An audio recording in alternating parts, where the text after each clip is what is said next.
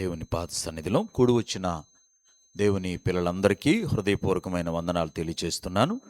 ఒక్క నిమిషం ప్రార్థన చేసుకుందాం. మా ప్రియమైన తండ్రి, పరిశుద్ధుడు అయిన మా దేవా, మా రక్షకుడా, మీకు స్తోత్రాలు చెల్లిస్తూ ఉన్నాం, వందనాలు చెల్లిస్తూ ఉన్నాం. నశించిపోతున్న మానవాళి కోసమై తండ్రి నిరంతరము పరితపిస్తున్న మీ హృదయం కొరకు, మీ ప్రేమ కొరకు వందనాలు చెల్లిస్తున్నాం. ఆరాటపడుతున్నటువంటి మా తండ్రి, మీ యొక్క ఆ ప్రేమ, మీ ప్రణాళిక, మీ సంకల్పం మీకు వందనాలు చెల్లిస్తూ ఉన్నాము. వ్యవసాయం కానీ లేకపోతే తాగడానికి కూడా నీళ్లు దొరకటానికి చాలా ఇబ్బందిగా ఉన్నటువంటి కాలం అది. సో అలాంటి పరిస్థితుల్లో ఇంట్లో ఉన్న వారందరూ కూడా పనికి వెళితేనే కానీ పూట గడవడం కష్టం, భోజనం గడవడం కష్టం. మరి నా చిన్నప్పుడు జొన్న అన్నం తిన్నాను, తర్వాత రాగుల జావా, నూకల జావా, తర్వాత ఆ రోజుల్లో ఏది దొరుకుతుంది, ఓరన్నం చాలా తక్కువ తినేవాళ్ళం.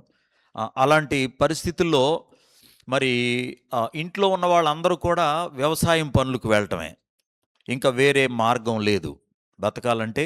అలాంటి పరిస్థితి అన్నమాట. నా చిన్నప్పుడు నాన్న ఏదో కొంత వ్యవసాయం ఉంటే దానికి తోడు కొంత కౌలుకు తీసుకుని చేస్తూ ఉండేవాడు. సో అలాంటి సమయంలో గవర్నమెంట్ నుంచి ఒక ఆర్డర్ వచ్చింది. ఏంటనంటే బడికి వెళ్ళని పిల్లలు ఎంతమంది అయితే ఎవరెవరు ఉన్నారో వాళ్ళందరినీ లిస్ట్ అవుట్ చేయండి. వాళ్ళని మీరు వెళ్ళి, టీచర్స్ వెళ్ళి మరి వాళ్ళ పేరెంట్స్తో మాట్లాడి పిల్లల్ని బడిలో జాయిన్ చేయటానికి మరి మీరు పని చేయాలని చెప్పి కాంగ్రెస్ గవర్నమెంట్ అప్పట్లో, ఇందిరాగాంధీ ప్రభుత్వం అనుకుంటా, పనిచేసే అలాగా వాళ్ళు పనిచేయటం మొదలుపెట్టి ఊరు మీద పడ్డారు. అలా ఊరు మీద పడిన సమయంలో నేను అప్పటికి ఆడుకుంటూ చక్కగా ఆడుతూ పాడుతూ జీవితం గడుపుతున్నటువంటి సమయంలో బడికి వెళ్ళాల్సినటువంటి పరిస్థితి వచ్చిందనమాట.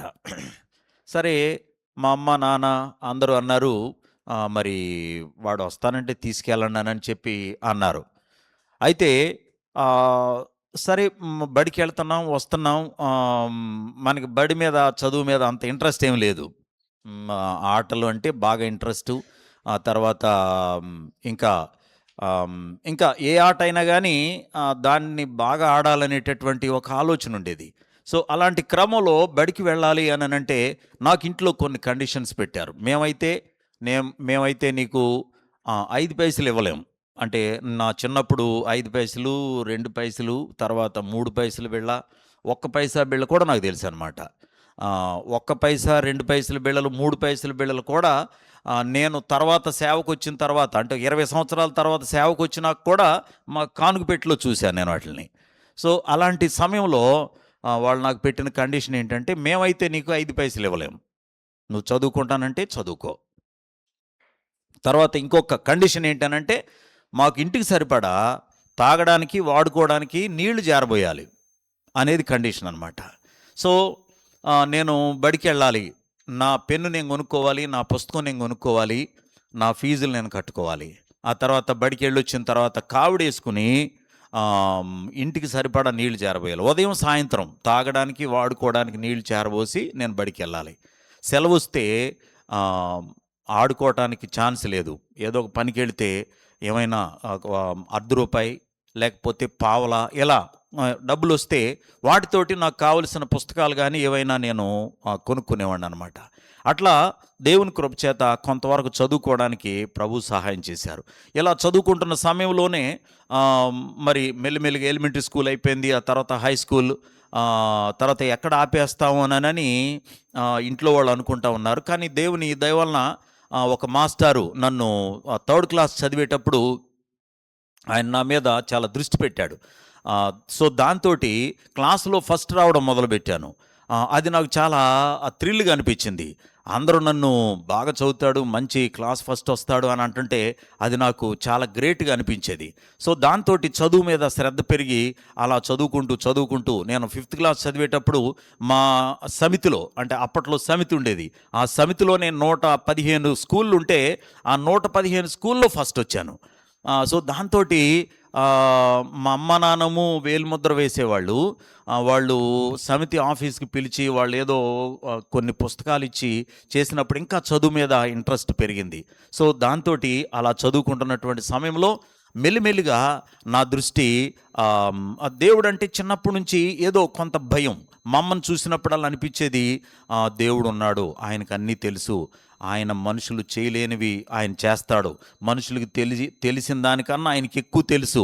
ఆయన ఎక్కడైనా ఉంటాడు, ఏదైనా చూస్తాడు, ఎవరి విషయమైనా ఆయనకి తెలుసని ఇలా ఎందుకో అలాగా సాధారణంగా అలాంటి అవగాహన వచ్చింది.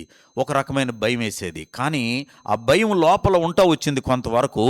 కానీ మెల్లిమెల్లిగా మరి 7, 8, 9 ఇలాగా చదువుతూ వచ్చేసరికి నా మనసు నెమ్మదిగా సినిమాలు, ఫ్రెండ్స్ వీటితోటి అది కలుషితం అవటం నేను గమనిస్తూ ఉన్నాను. నేను పాడవుతున్నాను, నా మనసు పాడవుతుంది. చర్చికి వెళ్ళడం, లేకపోతే ఆదివారం వస్తే చర్చికి వెళ్ళాలి, లేకపోతే పండగ వస్తే పనులన్నీ చేయాలి, హడావిడి చేయాలి, ఇవన్నీ చేస్తూ ఉన్నాం.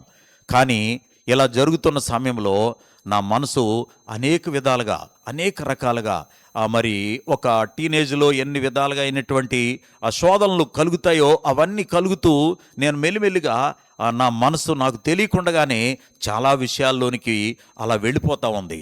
అది నాకు అర్థమవుతూ ఉంది. అయితే నేను 10th క్లాస్ చదివేటటువంటి సమయంలో మా ఊరికి దగ్గరలోనే ఒక ఊరిలో 3 రోజులు యవనస్తుల కూటాలని చెప్పి ఒక చిన్న పాంప్లెట్ కనబడింది నాకు.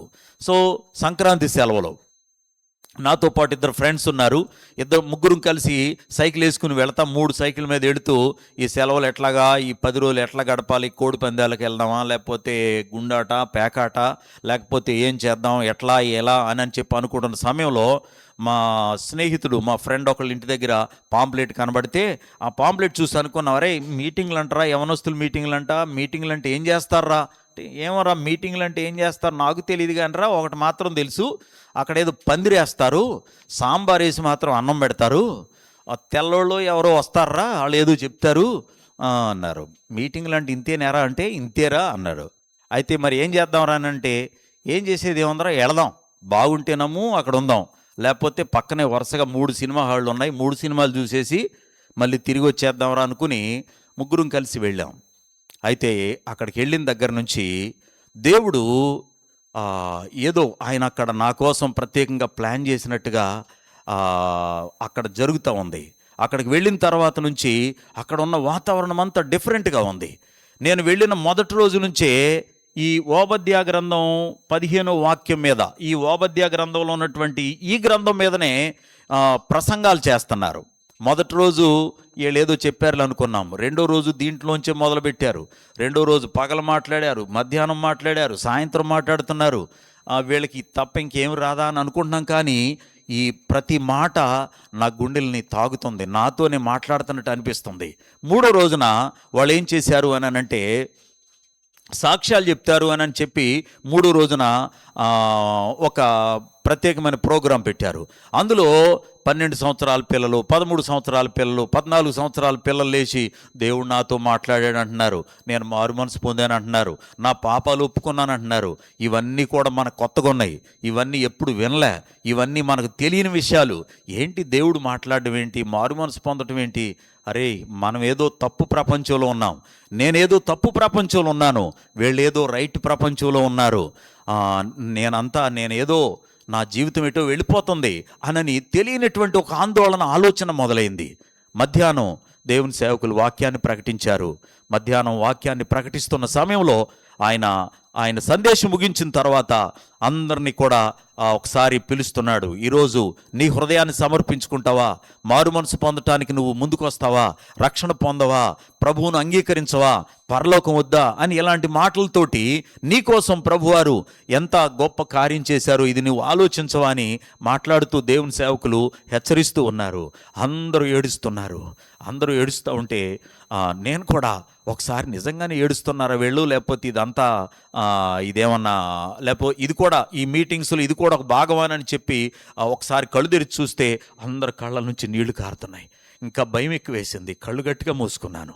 దేవుని సేవకులు మాట్లాడుతూ, యవన కుమారుడా, నువ్వు సందిగ్ధంలో ఉన్నావు, సంశయంలో ఉన్నావు, నువ్వు పలు రకాలైన ఆలోచనలో ఉన్నావు, నీకు తెలుసా నువ్వు చనిపోతే ఎక్కడికి వెళ్తావో నీకు తెలుసా, నీకు అర్థమవుతుందా అని హెచ్చరిస్తూ ఉంటే నిజంగా ఆ రోజు నాకు అనిపించింది ఆయన కాదు ప్రభువే నా ముందు మాట్లాడుతున్నట్టుగా నాకు అనిపిస్తుంది. ఇంకా కళ్ళు గట్టిగా మూసుకున్నాను, ఏడుస్తున్నాను. ప్రభువా నాకు అర్థమవుతుంది, ఆ సిచ్యువేషన్ అర్థమవుతుంది. నువ్వు చనిపోతే ఎక్కడికి వెళ్తావు అని ఆయన ప్రశ్నిస్తూ ఉంటే ఆ ప్రశ్న తిన్నగా నన్నే అడుగుతున్నట్టుగా నాకు అనిపించింది. వెంటనే ఆ ప్రశ్నకు సమాధానం నా అంతరాత్మ చెప్తా ఉంది. నా అంతరాత్మ ఆ రోజు స్పష్టంగా మాట్లాడడం విన్నాను.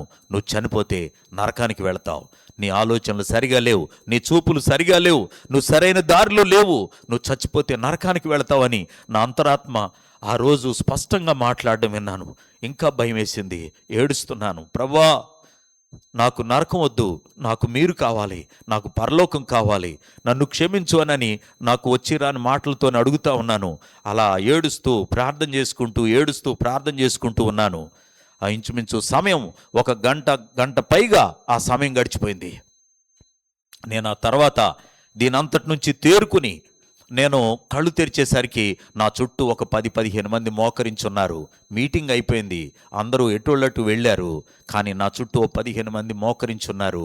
ఆ తర్వాత వాళ్ళు నన్ను మరి ప్రభు నిన్ను దర్శించారయ్యా, ప్రార్థన చేసుకో, ధైర్యంగా ఉండనని వాళ్ళు చెప్పి వెళ్తా ఉన్నారు.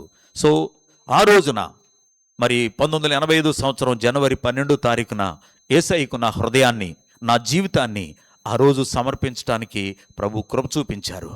మరి నెక్స్ట్ డే బాప్తిసాలు ఇస్తున్నారు అని చెప్పాను అన్నప్పుడు మరలా అక్కడికి వచ్చినటువంటి పెద్దలతో అన్నోళ్ళతో కలిసి మాట్లాడినప్పుడు, అయ్యా మరి దేవుడు నిన్ను ఏర్పరచుకున్నాడు, దేవుడు నిన్ను ప్రేమిస్తున్నాడు, నువ్వు వెనకడుగు వేయొద్దు, ముందుకే అడుగు వేయి, దేవుడే నిన్ను నడిపిస్తాడు, ఆయనే చూసుకుంటాడు అని చెప్పినప్పుడు బాప్తిసం కూడా తీసుకోవడం జరిగింది.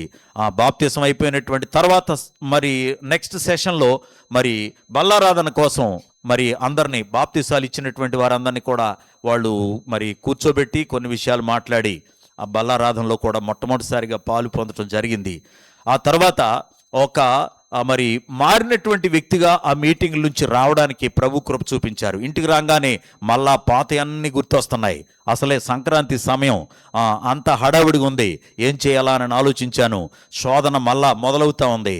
అప్పుడు నాకు అనిపించింది, సరే ఏం పర్లేదు అనుకుని బయటికి వెళ్ళి నేను నా వెర్షన్లో నేను మాట్లాడడానికి ట్రై చేస్తూ ఉంటే నాకన్నా బలంగా నా ఫ్రెండ్స్ మాట్లాడుతున్నారు. మారు మనసు పొందాడంటే మనోడు భక్తుడైపోయాడు అనని వాళ్ళు కామెంట్ చేయటం, బనాయించడం మొదలుపెట్టారు. అప్పుడు నాకు ఒక రకమైనటువంటి వాళ్ళకి ఏం చెప్పాలో ఏం మాట్లాడాలో అర్థం కాలేదు. సో నేను మళ్ళా తిరిగి వచ్చేసి ప్రార్థన చేసుకోవటం, వాక్యం చదువుకోవటం. నాకెవరు చెప్పినోళ్ళు లేరు. ఆ సమయంలో మా ఊర్లో ఒకే ఒక చర్చి ఉండేది, అది సిఎస్ఐ చర్చి. ఆదివారం తెరిస్తే మళ్ళీ ఆదివారం మూస్తే మళ్ళీ ఆదివారం దాకా దాని ముఖం చూసేవాళ్ళు లేరు. సో అలాంటి సమయంలో ఎట్లా నా చేతికి నిజంగా సమయంలో కొన్ని పుస్తకాలు, అవి ఎలా వచ్చినాయో తెలియదు, ఎవరిచ్చారో తెలియదు. మా అన్నయ్య వాళ్ళ ఇంట్లోనూ తర్వాత ఎక్కడ చూసినా కొన్ని పుస్తకాలు పడి ఉన్నాయి. చేతికి దొరికిన పుస్తకాన్ని చదివేవాడిని.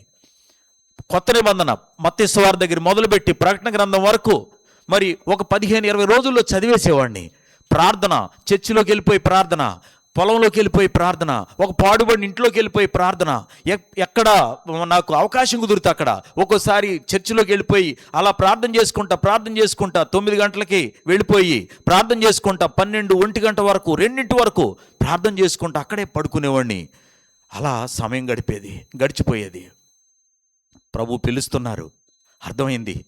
చదువు మీద లేదిక, అప్పటికి 10th పరీక్షలు అవ్వలేదు, ఇక చదువు మీద లేదు. నేను చదువుకోనని చెప్తున్నాను.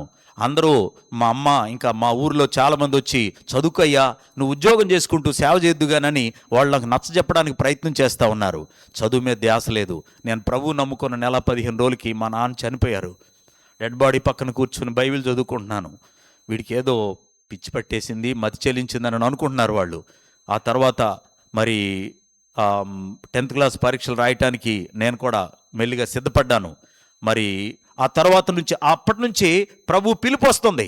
నువ్వు పొంది నీ రక్షణ లేక ఎంతమంది నశించిపోతున్నారు, నువ్వు వెళ్ళు సువార్త ప్రకటించు అనేటటువంటి వాయిస్ రాత్రింపగళ్ళు నన్ను వెంటాడుతూ వస్తుంది. చదువు మీద ధ్యాస లేదు. మొత్తం మీద అతి కష్టం మీద 10th క్లాస్ ఎగ్జామ్స్ రాశాను. వారం రోజులు పనిచేసి ఆ కూలి పనికి వెళ్తే వచ్చిన డబ్బులతోటి మా అక్క వాళ్ళ ఊరిలో మా ఊరు నుంచి పాస్టర్ గారిని నా ఫ్రెండ్స్ని తీసుకుని వెళ్ళి సువార్త కూడికలు 2 రోజులు ఏర్పాటు చేశాను. అలాగే ఇంకో 10 రోజులు కూలి పని చేస్తే వచ్చిన డబ్బులు పెట్టి నా ఫ్రెండ్స్ ఇద్దరిని వాళ్ళకి ఛార్జీలు పెట్టుకుని విశాఖపట్నంలో యూత్ మీటింగ్స్ జరుగుతుంటే ఆ మీటింగ్స్కి తీసుకెళ్ళటానికి ప్రభు సహాయం చేశారు. మా ఊరు పాస్టర్ గారు వచ్చి వెళ్ళిపోయేవారు. అయితే ఆయన ఆదివారం సాయంత్రం ఉండండి, మనం సాయంత్రం ఏదో ఒక ఊరు సువార్తకి వెళ్దామని చెప్పి ఆయన ఆపి ఏదో ఒక ఊరు సువార్తకి వెళ్ళేవాళ్ళం. ప్రతి ఆదివారం సాయంత్రం మా ఊరికి చుట్టుపక్కల ఉన్నటువంటి గ్రామాలకి సైకిళ్ళ మీద సువార్తకి వెళ్ళి సువార్త ప్రకటించడం జరుగుతుండేది. ఈ విధంగా జరుగుతున్న సమయంలో 10th క్లాస్ రిజల్ట్స్ వచ్చినాయి. ఫస్ట్ క్లాస్లో పాస్ అయ్యాను. ఆ తర్వాత మరి నెక్స్ట్ చదువుకు వెళ్ళటానికి నేను సిద్ధపడుతున్న సమయంలో ప్రభు మాట్లాడారు, కన్నులెత్తి మీ పొలాలను చూడండి, అవి ఇప్పుడే తెల్లబారి కోతకు వచ్చి ఉన్నాయి. యోహాను సువార్త 4:35 నుంచి మరి మా ఊరికి సువార్త ప్రకటించడానికి ఒక టీం వచ్చారు. ఆ టీము అంతా సువార్త ప్రకటించిన తర్వాత రాత్రి కూడిక పెట్టి దేవుని సేవకులు ఆ వాక్యం ఎత్తి మాట్లాడుతూ ఉంటే ప్రభు నాతో మాట్లాడుతున్నారు, నీకోసమే ఈ వాక్యం, నీకోసమే ఈ వాక్యం, నీకోసమే. నేనైతే Eluru CR Reddy college, Bhimavaram DNR కాలేజీలో మరి నేను హాస్టల్ కొరకు తర్వాత అక్కడ చదువుకోవడానికి నేను అప్లై చేస్తే 2 కాలేజీల నుంచి సీట్ వచ్చింది. నేను ఇటు వెళ్ళిపోదాం అని చెప్పి అన్నీ సర్దుకున్నాను. కానీ ఆ రాత్రే నేను ఇటు సెక్యులర్ ఎడ్యుకేషన్కి వెళ్లకుండా ఆ టీంతో పాటే నేను బైబిల్ కాలేజీకి వెళ్ళిపోవడానికి ప్రభు కృప చూపించారు. నిజంగా ఆ కొద్ది చదువు ప్రభువును వెంబడించడానికి, దేవుడు ఒకవేళ ఆ పరిస్థితుల్లో నన్ను బడికి పంపించాడు, చదువుకోవడానికి దేవుడు సహాయం చేశాడని నాకు అర్థమైంది. ఆ తర్వాత ట్రైనింగ్ చేయటం, మరి దేవుని కృప చేత మరి ఎవాంజలిజం అండ్ చర్చ్ ప్లాంటేషన్, ఇది ప్రభువు నాకు సేవలో ఇచ్చినటువంటి ఆ భారం. ఆ తదుపరి దేవుని కృప చేత సంఘ పరిచర్యలో, టీచింగ్లోను, ఆ తర్వాత ఇదిగో యేసుక్రీస్తు సువార్త బృందం ఈ టీం వర్క్లోనూ దేవుడు ఉండడానికి దేవుడు ఎంతో కృప చూపించాడు. ఆ తర్వాత మెల్లిగా నేను ఓపెన్ యూనివర్సిటీ చేయడానికి, కొన్ని థియలాజికల్ స్టడీస్ చేయడానికి కూడా ప్రభు సహాయం చేశారు. మరి దేవుని కృప చేత మరి 2 బైబిల్ ఇన్స్టిట్యూట్స్కి ప్రిన్సిపల్గా సంతకం పెట్టేటటువంటి ఆ క్యాడర్ దేవుడిచ్చాడు. ఆ సంతకానికి దేవుడు అంత విలువిచ్చాడు. నిజంగా మరి అదేవిధంగా దేవుని కృప చేత మరి గత సంవత్సరంలోనే అగాపే చారిటబుల్ ట్రస్ట్ మేనేజింగ్ డైరెక్టర్గా మరి ఒక సంస్థను రిజిస్టర్ చేసి దేవుని పనిలో ముందుకు వెళ్ళటానికి దేవుడు అవకాశం ఇచ్చాడు.